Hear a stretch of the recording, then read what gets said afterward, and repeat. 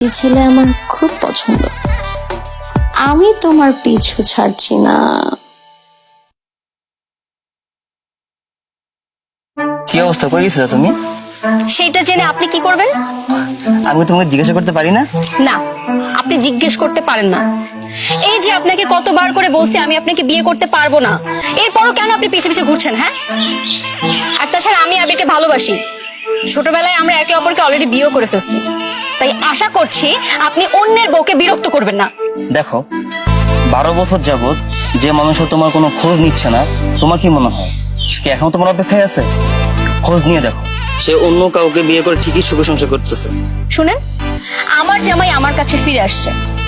আবির এখন দেশেই আছে। এই তো আপনি আসার একটু আগে সে এখানেই ছিল। কি বলে গেল?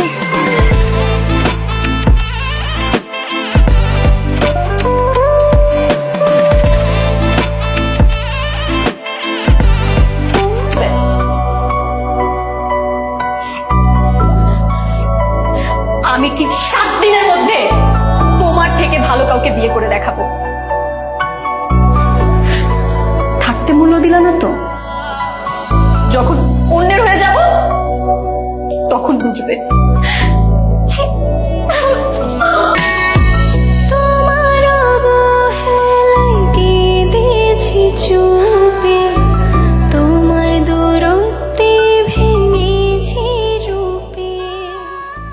মেঘ, হ্যাঁ, ও কি ব্যাপারটা তো জোরে রাখলে যে?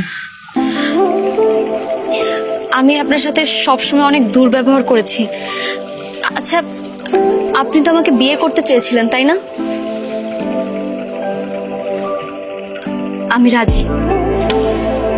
আপনি আজকে আপনার ফ্যামিলিকে নিয়ে আমাদের বাড়িতে আসেন। আমি আসছি।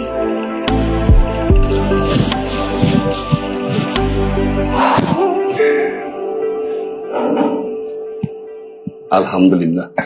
ভাই সাহেব, জি। মেয়ে আমাদের পছন্দ হয়েছে। আপনারা যদি চান তাহলে আমরা আজকে এঙ্গেজমেন্টটা সেরে ফেলতে পারি। আলহামদুলিল্লাহ, ছেলেও আমার পছন্দ হয়েছে। খুব ভালো ছেলে, শিক্ষিত ছেলে। ঠিক আছে, আমাদের তো কোনো আপত্তি থাকার কথা না, তাই না? আপনারা এঙ্গেজমেন্টটা করতে পারেন আজকে। আচ্ছা,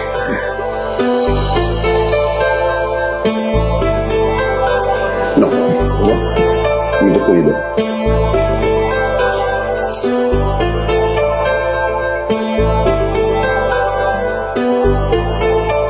এক মিনিট, মেয়ে, তুমি এখানে এঙ্গেজমেন্ট করতেছো? দেখি আবির ভাই তো হসপিটালে। হসপিটালে? হ্যাঁ, আবির ভাই ক্যান্সার ধরা পড়ছে। কি বলো? সে আবির ভাই হসপিটালে শেষ সময় গুনতেছে, আর তুমি তার উপর জেদ দেখিয়ে বিয়ে পর্যন্ত চলে গেছো।